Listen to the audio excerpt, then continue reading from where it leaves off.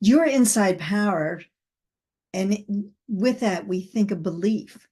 And we have to be able to believe that there's more out there and there's a greater good.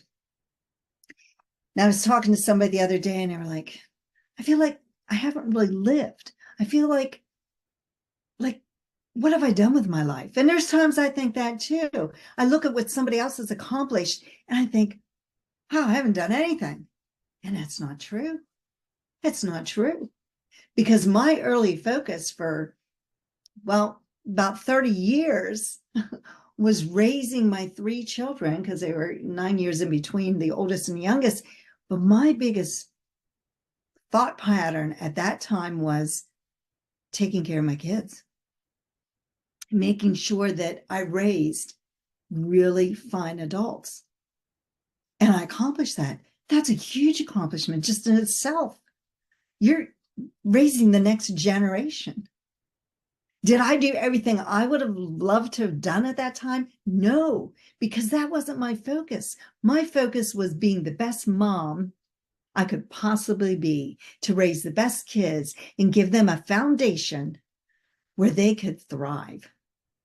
And I feel like I accomplished that. And that's a huge accomplishment. So sometimes we look at our own lives and we think, what have I done?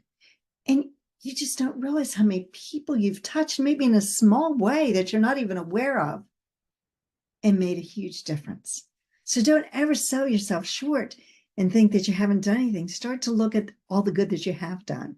And people are here for different purposes. We're not all the same. And that's good. Because if we were all the same and everybody was, that personality that was just striving and, at the top, who would help them get there? We're all here for a different purpose. We just have to figure out what our purpose is. So we create the ideas, and then we have to put the action behind it.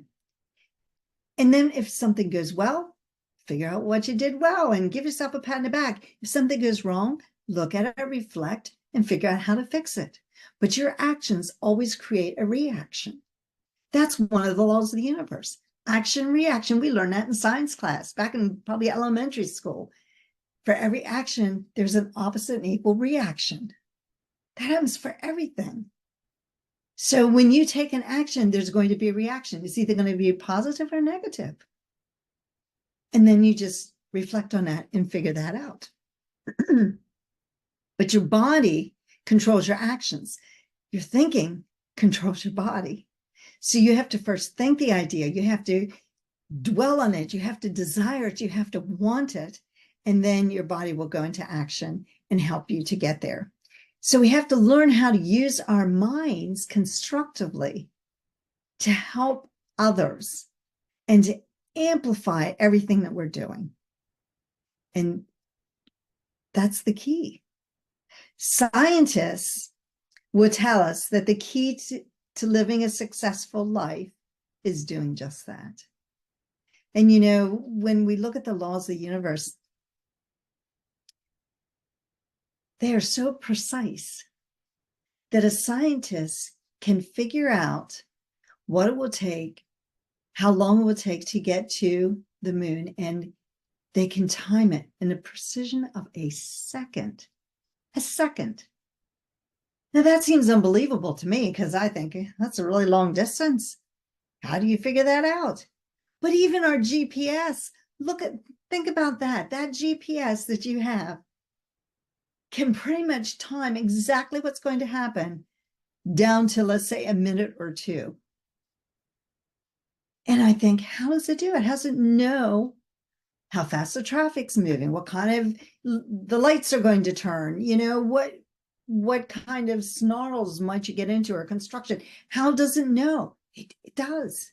And it can time it. And sometimes I'm just amazed at, tell somebody my, ETA is certain time, and you actually get there at that time.